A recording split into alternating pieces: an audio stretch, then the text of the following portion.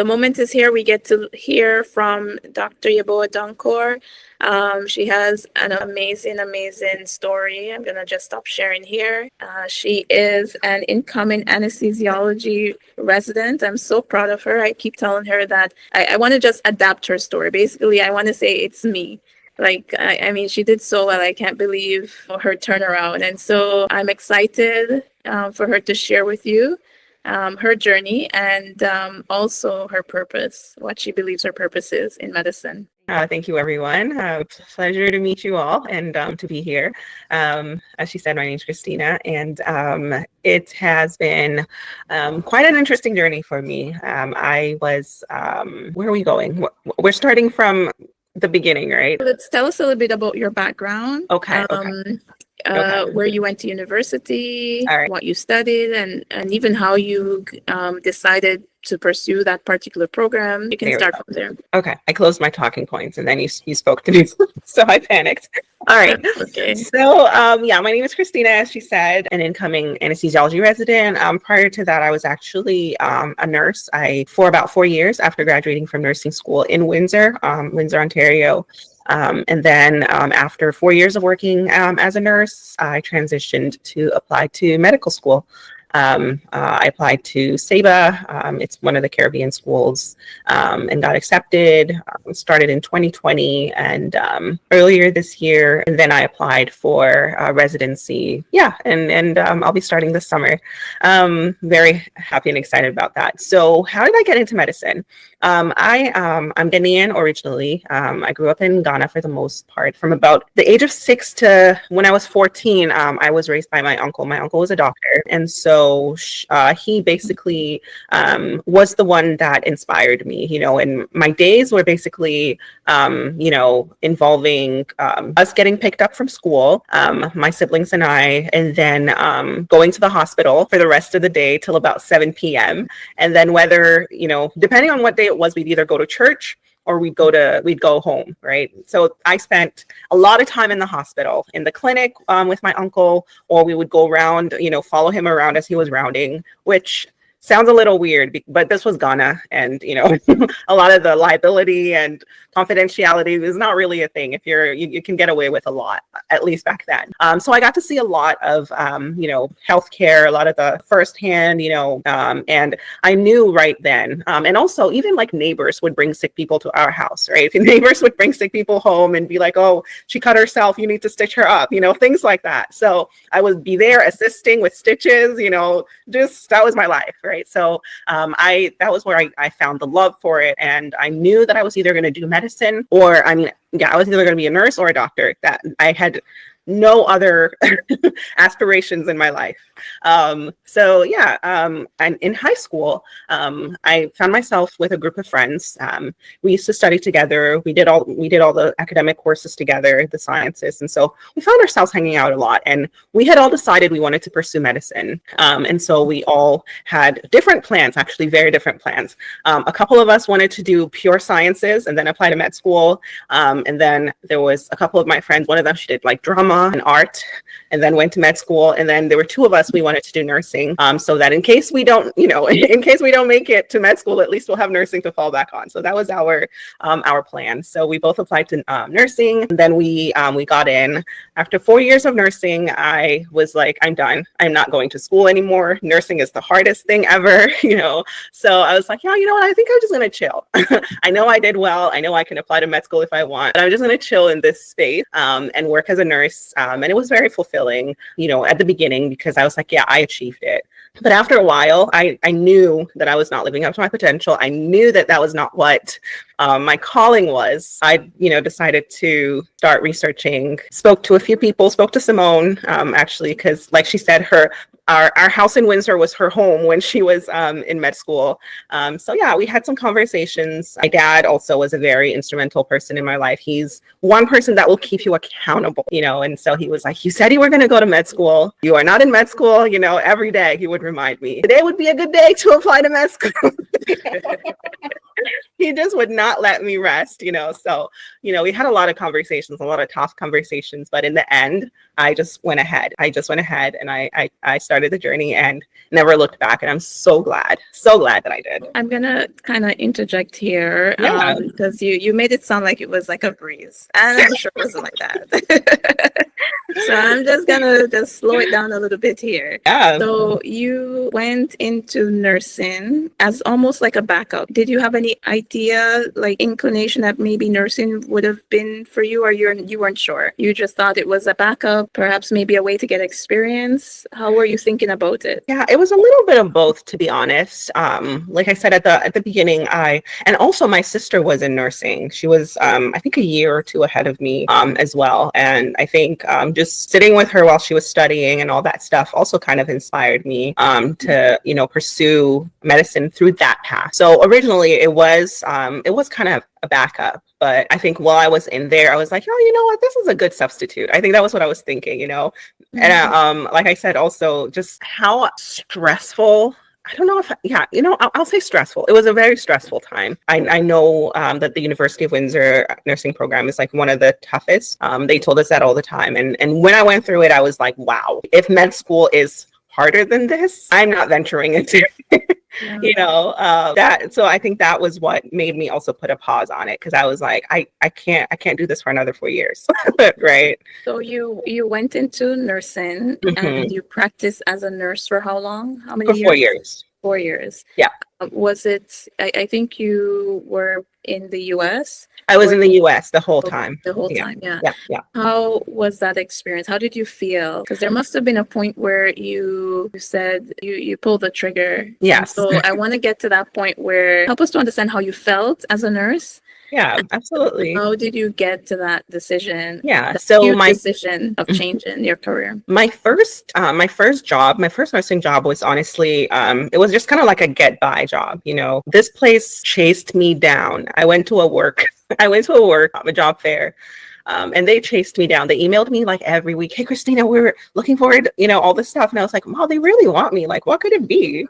Right. But once I got there, I realized that they had a very high turnover. That job was just terrible. And it was more of a facility. It was not a teaching hospital. It was very like PAs and doctors and NPs. There were no students there. There was no teaching experience. And then the nurses, right? I was there for about a year. I did, the basic nursing. Then I did the manager. After that, I was just like, yeah, I need to get out of here.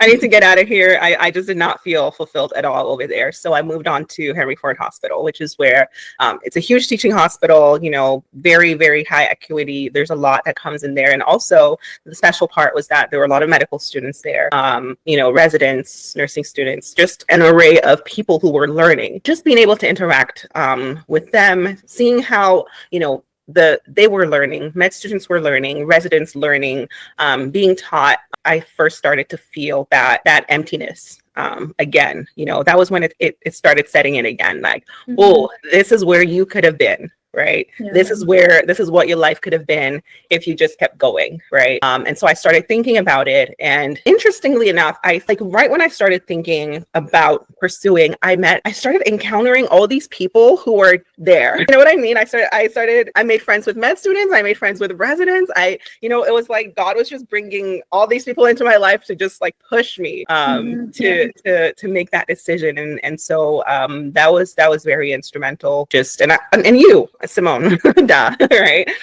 As well. Yeah, we've had several conversations as well. So it was just all those things were very instrumental in just getting me to move forward. So you kind of mentioned a few things here. So it sounded like there was an element of probably fear. Oh, yeah. Fear of failure that kind of prevented you from going into medicine directly. Yeah. And you experienced in the field of nursing almost a sense of emptiness. Did you feel like you didn't belong? Like it was? Yes. very much so, very much so. And initially, I just thought it was because I was Canadian, but I mean, there were a lot of Canadians there. So I thought I was just like, I thought differently. You know, we were all educated as nurses, but I was like, my brain worked so differently.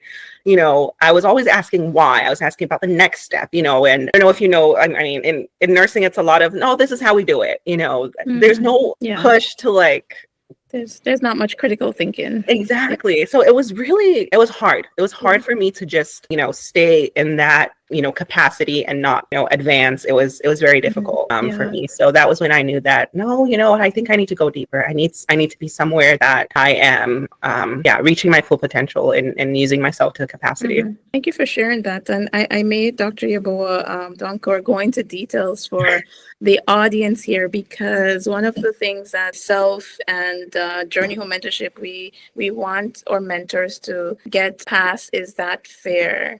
Fear will really rob you living your best life.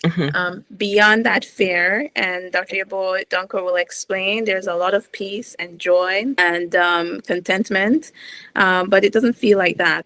You've heard it, like she spent 4 years, you know, in the wrong field. It is not worth it. It is not worth the torture. And so if this is the field for you, believe that you can do it. There is a way. Actually, you know, getting into school is not even the problem. It's not the problem. You know, you will be very successful. And so just understanding that this is your purpose and a part of your bigger calling, I would say, is probably the biggest hurdle. Apart from that, everything else is work. Being in the wrong field, doing something. Some people do some other things on the side, but it's very, very, it's a slippery slope. Delaying your career, very slippery slope. Some people never turn back the way Dr. Yehoah-Donkor has turned back. She actually made a very bold move. I mean, you must have needed to, you needed to move. I believe it was in the middle of the pandemic. You started medical school. For a period of time, you had to be separate from your husband, and your livelihood, like that, like your income went down, you know. And it's a common trend. People get into a field that makes money, and it's so hard to leave it because they're so used to the money, but they're so unhappy. And it translates to poor health, physically, mentally. It is not worth it. So believe us when we tell you, if this is the field for you, go ahead and do it. The other thing she mentioned is having that experience and connection and community in the medical field. So you mentioned your uncle. You mentioned being in the vicinity of other students, other learners, that really sparked that interest. I personally remembered when I was at McMaster, I would stay at the health science building. Kalinda, you probably know what I'm talking about. I think it's on the second floor. And I just remember just feeling amazing, just watching the doctors, residents pass by. And I'm like, okay, these are my people. And so it's very important to surround yourself with people that are headed in the same direction. They will keep you motivated. They will keep you just on target. You kind of mentioned it, but and I mentioned it as well. This topic of purpose. How does that resonate with you, Dr. Yehoah-Donkor? Yeah, I think from a very early age, I knew for sure that I was, made to be in some form of leadership position. Right. I was in a lot of places of leadership growing up. I knew that I am a born leader. Wherever I am, I find ways that I serve people where I am. And so I knew that as well. I knew that starting when I was doing like all my, I did a lot of missions and charity work as well. So I knew that I was also meant to, serve people, to care for people. And it all really ties into medicine. Another aspect of my purpose as well that has come up more to the forefront recently that I didn't even realize. And as Simone mentioned, is like just being in a place where I mentor people, mentorship. It's been very evident lately, especially, between my gap of like graduating and starting residency. I've had quite a few, med students that have, approached me during rotations, in my spare time, just to, seek more advice. And I did, like I was telling her yesterday, I didn't even realize this, but I'm always the person that's like giving unsolicited advice, right? Unsolicited advice, where, I see you doing something, I'm like, you know what, you should do this. This would be great, because I'm always trying to help people just reach their full potential. And so, yeah, all that I feel like ties in very, very, very strongly with who I am and this path of medicine that I've chosen. Yeah, that's wonderful. All right. If you had the opportunity to talk to your teenage self, the Christina in high school, what would you tell her? And what would you advise our audience here? As we've mentioned before, I would say, do not make any decision based on fear. No decision. There's a few quotes that I have learned to live by. The first one is, whether you think you can or you cannot, you are right, right?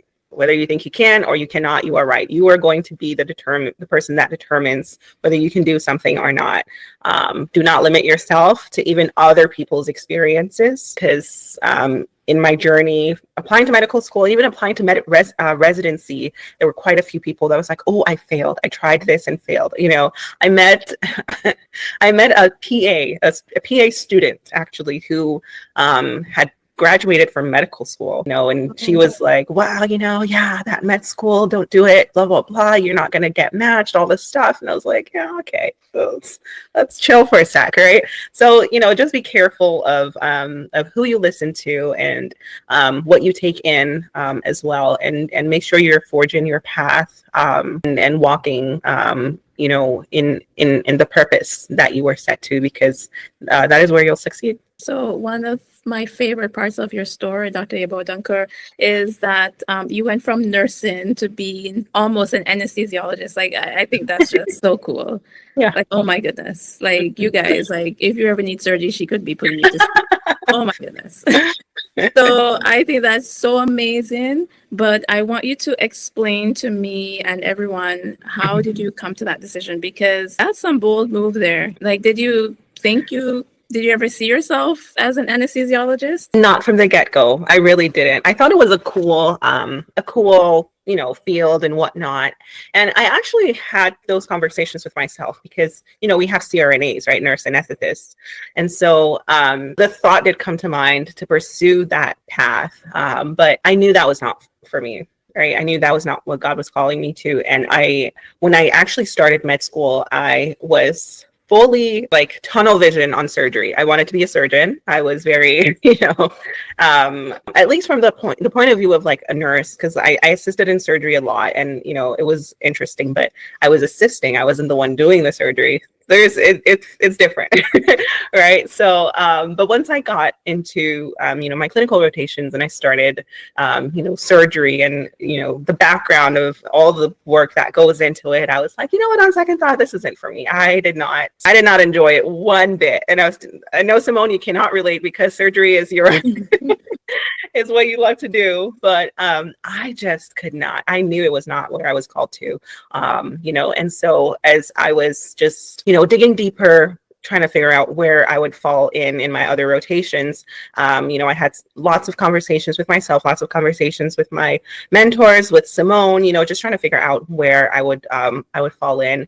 And I found myself really liking anesthesia. And actually during my surgery rotation, I found myself on the other side of the curtain, just hanging out with anesthesia, just instead of scrubbing in for surgery, be like, today I think I'm going to stand with these guys over here for whatever reason. And I think that was one of the places where my heart just started really getting drawn to anesthesia. And so I had kind of just pegged that, in as, yeah, you can do this, right?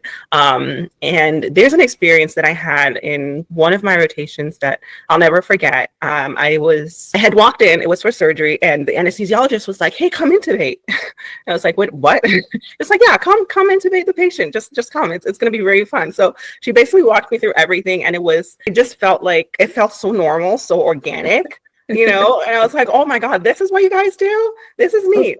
Okay, pause for us here. The reason why I'm asking her to go through this is because I want you to understand what it feels like to be excited and happy. Like a lot of us in our society is kind of painting a picture where we're settling for this rough life where you're always unhappy and you're just always stressed and you're just like, And you hate you your know, job. like you're looking forward to your vacation, after you come from your vacation, like you hate work, like Monday is the worst day. Like it's actually possible to love what you do and for it to actually energize you. So I'm helping you to understand what it's like to get to that point of like I can't believe I'm doing this and I'm getting paid to do this. That Exactly. type of feeling, whether it is the medical school itself, program you choose, whether it is a rotation, whether it is your specialty, like I'm trying to help you to understand that of peace, excitement, joy, you just feel so energized. Keep Yeah. going. Yeah. So yeah, that I think that was for me one of the first aha moments for anesthesiology, just doing that. And I mean, anesthesiology is not just intubating, obviously, but for me, it was really that's what started directing me to it. So when it came down to picking a specialty, I had my short list. It was going to be anesthesia, but as I mentioned earlier, be careful who you listen to. Be careful who you listen to, because I started hearing other residents, other past students, alumni. I was like, anesthesia is very competitive, and I went to a Caribbean school and all this stuff, and so they were like, it's unlikely that you're going to get in. Go for like family medicine or like internal medicine, or pick something with a less competitive. So I started doubting myself, and I was like, okay, I'm gonna look for something else. And so I actually found myself liking emergency medicine. So I said, okay, I'm gonna apply to anesthesia and emergency medicine. So that's kind of where I sowed my seeds when it came to applying for residencies. Got my interviews, did a bunch of interviews, and then it came to ranking our specialties, our hospitals, where we wanted to go. And I told Simone this yesterday, but she said we had 2 conversations, but I felt like we had way more conversations. But she really sat me down and she talked to me about, just thinking about where, and I don't know if you guys are religious or what, but, she spoke to me, think about where God wants you to be. As God, he's going to tell you, take the time and seek his face, is going to tell you. And I was like, oh gosh, like I know I'm supposed to talk to him about this, but what if he tells me to do something that I don't want to do? I was a little apprehensive, but time was ticking. I had to put in my application. So I was like, okay, let's pray about it. Like, let's take 1 week. We're going to pray about it. We're going to talk to God. And I think it was like day 3 or 4. Day 3 or 4, I had a very specific dream. And the dream was me going to the hospital, going to the OR, like, putting on my scrubs, changing. Like I saw myself basically going and looking at my assignments and everything. I was like, oh my God, okay, that's enough. I was like, anesthesia it is, right? So that was basically how I narrowed it down to like put anesthesia at the top of my list. And I was telling her the hospital that I matched at was not even, I did not think I was going to get in there. I was telling her it was the worst interview of all my interviews. I thought I was going to fail. I finished that interview. I was like, bleh, that sucked. I was mumbling and fumbling. There's no way that they're going to take me. And yeah, they took me. How I ended up being anesthesiology intern. I love your story because I know it wasn't easy. I know it took a lot of time. I know days, months passed, and you had all the things on your mind. Right. But I really do love your story because we're able to see in retrospect that if you had not chosen anesthesiology, you would be in a field or a specialty that you would not be happy about. I remember you sent me the video of when you found out, and you were in disbelief. It's like you couldn't believe it actually happened. Yeah. And I jumped so high, I almost hit the ceiling. I was just, yeah, it was out of this world. I still can't believe it. I think I won't believe it until July 1st when I show up, at the hospital. And it's so crazy. just imagine, you guys, if you don't do what you truly want to do, how much you're robbing yourself. Don't compromise, because it's just not worth it. You've worked so hard to be where you're at, and you'll continue to work hard. It's better for you to be happy in your career. All right. The journey toward medicine, through training, learning, and eventually practicing, can be incredibly rewarding, but it's not without challenges. One wrong decision can cost you years of progress and financial stability. Mentorship can make all the difference. At Journey Home Mentorship, our mission is to support the next generation of doctors through comprehensive mentorship. We strive to foster a supportive community where every mentee can thrive and reach their full potential. Avoid costly mistakes, gain clarity, confidence, and community. Subscribe to our YouTube channel. Follow us on Instagram at Journey Home Mentorship or visit journeyhomementorship.com. You're not in this alone. What an amazing interview with Dr. Christina Yehoah-Donkor. I had a great time talking to her about her journey. It was so amazing to listen to her journey and learn from her experience, and I hope you learn too. Stay tuned for other interviews and postings in the future by liking to our channel and subscribing to our channel. Until next time. Take care.